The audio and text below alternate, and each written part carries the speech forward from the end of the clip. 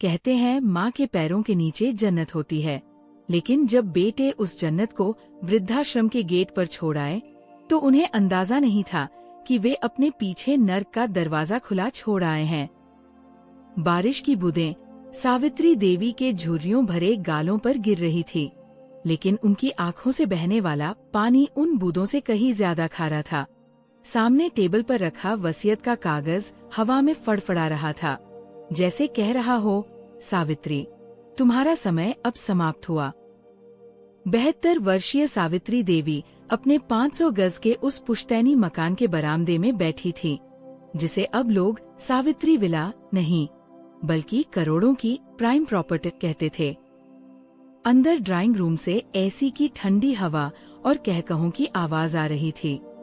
यह आवाज उनके 3 बेटों रमेश, सुरेश और महेश तथा उनकी पत्नियों की थी। सावित्री की नजर सामने लगे नीम के उस पुराने पेड़ पर थी। उन्हें याद आया वो दिन जब उनके पति दीनानाथ जी की अर्थी इसी आंगन से उठी थी। तब रमेश 10 साल का था, सुरेश 7 का और महेश तो गोद में था।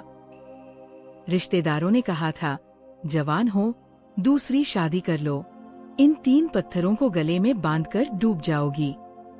लेकिन सावित्री ने उस दिन अपनी कलाई की चूड़ियां नहीं तोड़ी थी, बल्कि अपनी कमर कस ली थी। उन्होंने क्या नहीं किया? सुबह 4 बजे उठकर दूसरों के घरों में बर्तन मांजे ताकि रमेश को कॉन्वेंट स्कूल में डाल सके।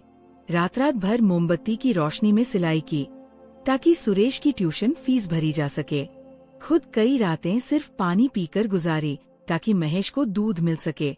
अपनी जवानी, अपनी सुंदरता, अपने सपने, सब कुछ इस घर की नींव में होम कर दिया। और आज वही रमेश जो बचपन में माँ के बिना एक निवाला नहीं खाता था, अपनी पत्नी सुनीता से कह रहा था, यार, माँ को समझाओ, अगर वो साइन नहीं करेंगी तो बिल्डर डील कैंसिल कर देगा, हमें करोड़ों का नुकसान होगा। सुनीता ने नाक सिकोड़ते हुए कहा, तुम्हारी माँ सठिया गई है, उन्हें लगता है कि वो ऊपर अपने साथ ये घर ले जाएंगी। रात के खाने का समय था। सावित्री डाइनिंग टेबल के एक कोने पर बैठी थी। उनकी थाली में 2 ठंडी रोटियां और थोड़ी सी पीली दाल थी, जबकि बाकी सबके लिए मेज पर पनीर, पुलाव और तरह तरह के व्यंजन सजे थे। महेश, जो सबसे छोटा और सावित्री का सबसे लाडला था, आज उसकी आंखों में भी माँ के लिए कोई ममता नहीं थी। उसने वसीयत की फाइल सावित्री की थाली के पास सरका दी। माँ, ये आखिरी बार कह रहा हूँ, इस पर साइन कर दो। हम इस पुराने खंडर को तोड़कर यहाँ अपार्टमेंट्स बनाना चाहते हैं। हमारे फ्यूचर का सवाल है। सावित्री ने कांपते हाथों से रोटी का निवाला तोड़ा। उनका गला रुंधा हुआ था। बेटा, ये घर तुम्हारे पिताजी की आखिरी निशानी है। जब तक मैं जिंदा हूँ, इसे मत तोड़ो। मेरे मरने के बाद जो चाहे करना। तभी मजली बहू कविता जोर से हंसी, एक व्यंग्यात्मक, चुभने वाली हंसी। अरे माँ जी, कब तक जिंदा रहोगी? डॉक्टर ने कहा है आपका हार्ट कमजोर है। क्यों हमारे और हमारी तरक्की के बीच में दीवार बनकर खड़ी हो? साइन करो और मुक्ति पाओ। सावित्री ने खाना छोड़ दिया। उन्होंने पानी का गिलास उठाया, लेकिन रमेश ने झटके से गिलास छीनकर मेज पर पटक दिया। पहले साइन, फिर खाना। उस पल सावित्री को लगा जैसे किसी ने उनका कलेजा मुट्ठी में भींच लिया हो। ये वही रमेश था जिसे बुखार होने पर वो पूरी रात गीली पट्टियां माथे पर रखती थी। सावित्री चुपचाप उठीं और अपने कमरे में चली गई। उस रात उस घर की मालकिन भूखे पेट सोई। अगले 1 हफ्ते तक घर में सावित्री का जीना हराम कर दिया गया। उनके कमरे का पंखा खराब कर दिया गया। मई की तपती गर्मी में वो पसीने से लथपथ पड़ी रहती। बाथरूम में जानबूझकर साबुन का पानी छोड़ दिया जाता ताकि वो फिसल जाए। बहुओं ने उनसे बात करना बंद कर दिया। उन्हें ऐसा महसूस कराया जाने लगा जैसे वो घर में कोई गंदगी हो। फिर एक सुबह अचानक मौसम बदला। तीनों बेटे सावित्री के कमरे में आए। उनके चेहरों पर मुस्कान थी, एक बहुत ही मीठी लेकिन बनावटी मुस्कान। सुरेश बोला, माँ, हमें माफ कर दो। हम काम के बोझ में चिड़चिड़े हो गए थे। हमने सोचा है कि तुम्हें थोड़ा बदलाव चाहिए। हम सब कल हरिद्वार और ऋषिकेश दर्शन के लिए जा रहे हैं, तुम भी चलो। सावित्री का मुरझाया चेहरा खिल उठा। माँ का दिल था न पिघल गया। उन्हें लगा बच्चों को अपनी गलती का एहसास हो गया है। उन्होंने अपनी पुरानी संदूक से अपनी सबसे अच्छी सफेद साड़ी निकाली। वो खुश थी कि अपने अंतिम समय में बच्चों के साथ तीर्थ यात्रा करेंगी। गाड़ी शहर से बहुत दूर निकल आई थी। सावित्री पीछे की सीट पर बैठी खिड़की से बाहर देख रही थी और मन ही मन हरि का जाप कर रही थी। अचानक गाड़ी एक सुनसान इलाके में लोहे के एक विशाल काले गेट के सामने रुकी। गेट पर बड़ा बड़ा लिखा था, सहारा वृद्धाश्रम, ओल्ड एज होम। सावित्री का दिल जोर से धड़का। उन्होंने घबराकर रमेश की ओर देखा। बेटा, ये हम कहाँ आए हैं? हरिद्वार का रास्ता तो। रमेश ने बिना उनकी आंखों में देखे गाड़ी का दरवाजा खोला और उनका बैग बाहर सड़क पर रख दिया। माँ, ये हरिद्वार से भी बेहतर है। यहाँ तुम्हारे हमउम्र लोग हैं। भजन करना, कीर्तन करना। घर पर तुम क्लेश करती हो, यहाँ शांति मिलेगी। सावित्री को समझ नहीं आया कि क्या हो रहा है। महेश और सुरेश ने उन्हें गाड़ी से नीचे उतरने का इशारा किया। जैसे ही सावित्री नीचे उतरी, बेटों ने जल्दी से गाड़ी का दरवाजा बंद किया। सावित्री बदवास होकर खिड़की की तरफ लपकी। मुन्ना, रमेश, ये क्या कर रहे हो? मुझे यहाँ मत छोड़ो। मुझे अंधेरे से डर लगता है। मैं घर के कोने में पड़ी रहूंगी, जुबान नहीं खोलूंगी। मुझे नौकरानी बना लो, पर अपने से दूर मत करो। वो चिल्लाती रहीं, गाड़ी की खिड़की पीटती रहीं। छोटी बहू रिया ने अंदर से कहा, ड्रामा बंद करो बुढ़िया। जब अकल ठिकाने आए और साइन करने को तैयार हो जाओ, तो आश्रम के मैनेजर से फोन करवा देना, ले जाएंगे। ड्राइवर ने एक्सीलेटर दबाया। गाड़ी धूल उड़ाती हुई निकल गई। सावित्री उस धूल के गुबार में अकेली खड़ी रह गई। आश्रम का भारी लोहे का गेट खुला और 2 गार्ड उन्हें पकड़कर अंदर ले गए। उस दिन आसमान भी फूट फूट कर रोया था। बेटों को लगा कि उन्होंने जंग जीत ली है। घर अब आजाद था। अगले 10 दिनों तक सावित्री की कोई खबर नहीं आई। बेटों ने सोचा, माँ की अकड़ टूट रही होगी, जल्द ही फोन आएगा। 11वें दिन दोपहर के 12 बजे घर की घंटी बजी। रमेश ने दरवाजा खोला। सामने एक वकील खड़ा था, हाथ में एक मोटा खाकी लिफाफा लिए। मिस्टर रमेश कुमार? जी। यह आपकी माताजी श्रीमती सावित्री देवी की तरफ से एक रजिस्टर्ड पार्सल है। रमेश के चेहरे पर विजयी मुस्कान आ गई। वह लिफाफा लेकर अंदर आया। लो भाई, आ गए साइन किए हुए पेपर्स। मैंने कहा था न, बुढ़िया 2 दिन भी नहीं टिक पाएगी वहाँ। तीनों भाई और उनकी पत्नियां ड्राइंग रूम में सोफे पर बैठ गए। उत्सव जैसा माहौल था। रमेश ने लिफाफा खोला, लेकिन अंदर प्रॉपर्टी के पेपर्स नहीं थे। अंदर से 3 चीजें गिरी। एक पुराना पीला पड़ चुका मेडिकल डायरी का पन्ना, बैंक की एक पुरानी पासबुक और सावित्री देवी के कांपते हाथों से लिखा एक खत। रमेश ने खत उठाया। जैसे जैसे उसने पढ़ना शुरू किया, कमरे का तापमान गिरने लगा। खत की लिखावट टेढ़ी मेढ़ी थी, जैसे लिखते वक्त हाथ बहुत कांपे हों और जगह जगह आंसुओं के धब्बे थे। मेरे प्यारे बेटे रमेश, सुरेश और महेश, अगर तुम ये खत पढ़ रहे हो तो इसका मतलब है कि मेरा संघर्ष खत्म हो चुका है। डॉक्टर ने बताया है कि मेरा दिल अब और धड़कने की ताकत नहीं रखता। नहीं, बीमारी से नहीं, तुम लोगों के दिए हुए घावों से। तुमने मुझसे वो जायदाद मांगी थी ना, और मुझे घर से इसलिए निकाला क्योंकि मैंने साइन नहीं किए। आज मैं तुम्हें उस जायदाद और तुम्हारी जिंदगी का वो सच बताना चाहती हूँ, जिसे मैंने 30 साल तक अपने सीने में दफन रखा। कमरे में सन्नाटा छा गया। रमेश का गला सूखने लगा। बेटा, तुम जिस पिता दीनानाथ की तस्वीर पर हार चढ़ाते हो, सच ये है कि तुम्हारे पिता कोई महान आदमी नहीं थे। उन्हें शराब और जुए की भयानक लत थी। जिस घर को तुम अपनी बाप की कमाई कहते हो, वो घर तुम्हारे पिता ने मरने से 2 साल पहले ही जुए में हार दिया था। और जिस रात उनकी मौत हुई, वो हार्ट अटैक से नहीं मरे थे। उन्होंने आत्महत्या की थी, क्योंकि कर्जदार उन्हें मारने आ रहे थे और वो घर नीलाम होने वाला था। मैंने ये बात तुम तीनों से इसलिए छिपाई, क्योंकि मैं नहीं चाहती थी कि तुम जीवन भर एक जुआरी और कायर बाप के बेटे कहलाओ। मैं तुम्हारी नजरों में तुम्हारे पिता का सम्मान बनाए रखना चाहती थी। पिताजी के जाने के बाद कर्जदार घर खाली करवाने आए थे। तब मेरे पास एक ही रास्ता बचा था। रमेश, याद है जब तू 12 साल का था, तेरा एक्सीडेंट हुआ था? डॉक्टर ने ऑपरेशन के लिए 2 लाख मांगे थे और उधर कर्जदार घर छीन रहे थे। तब मैंने अपनी एक किडनी बेची थी। तुम्हें मैंने झूठ कहा था कि मुझे पथरी का ऑपरेशन करवाना पड़ा। बेटा, वो पेट पर लगा चीरे का निशान पथरी का नहीं था।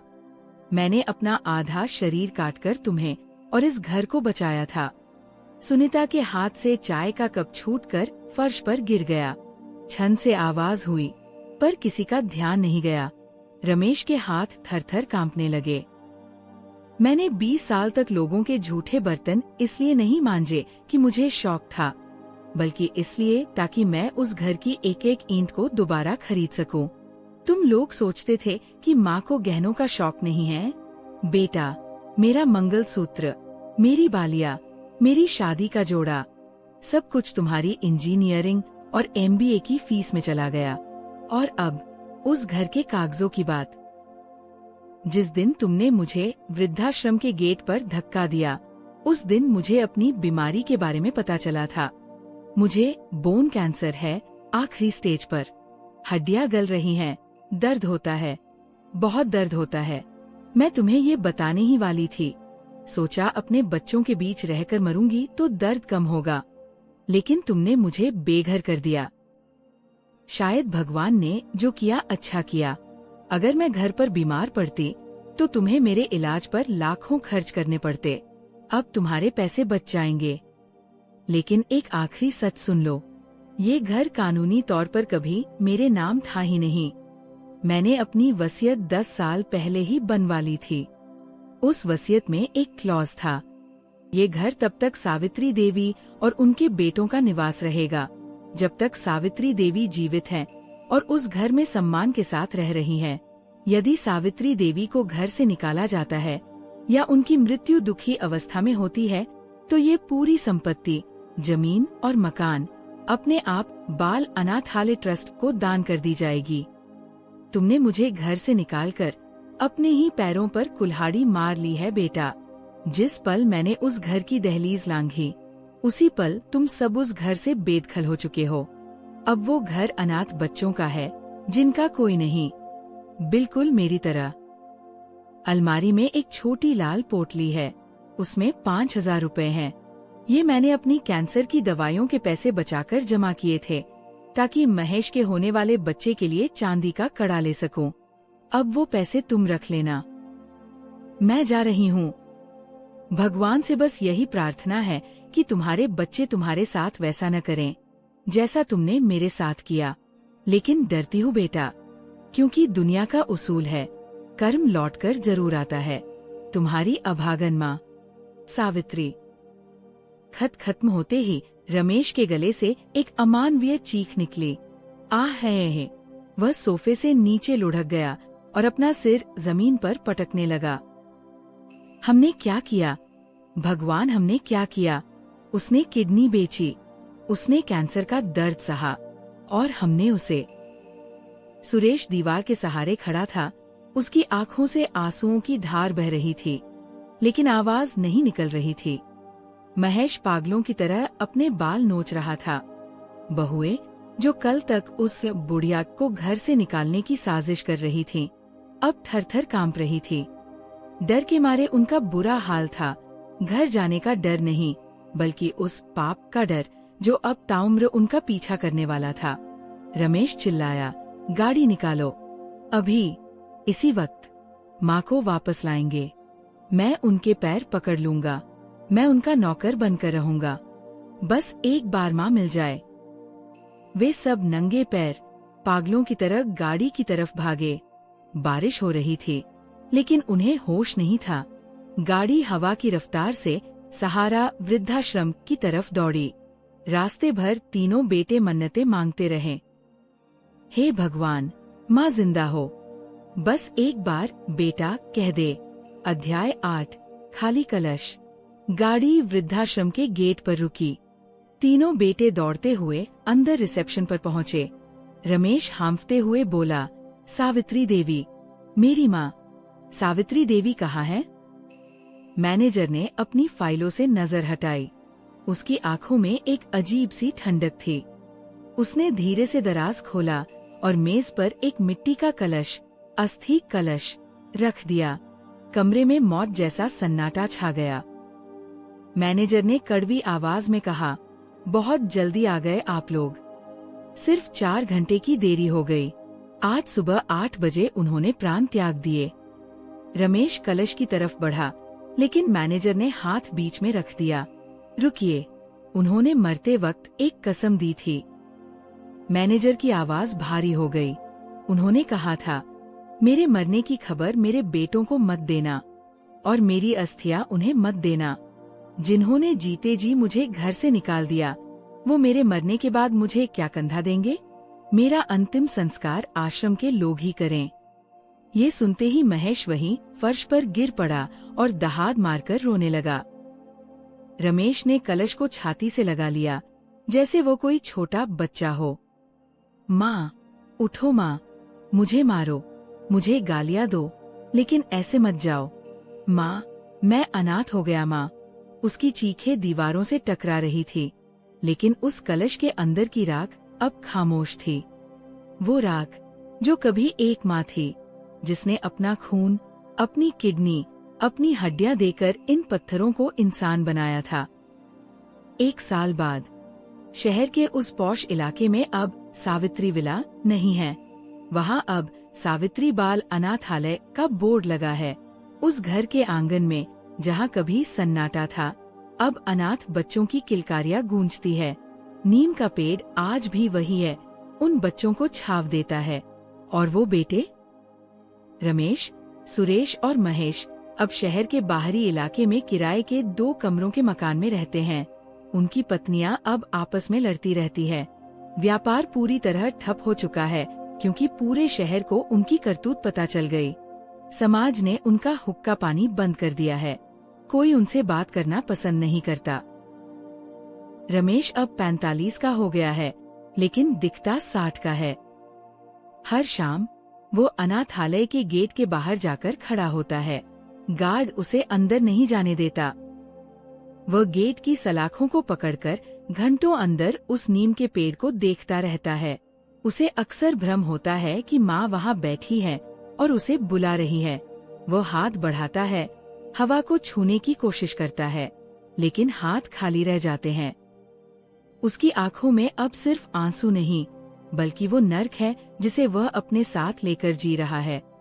सच ही कहा गया है, ईश्वर शायद माफ कर दे, लेकिन कर्म अपना हिसाब पाई पाई चुकाता है।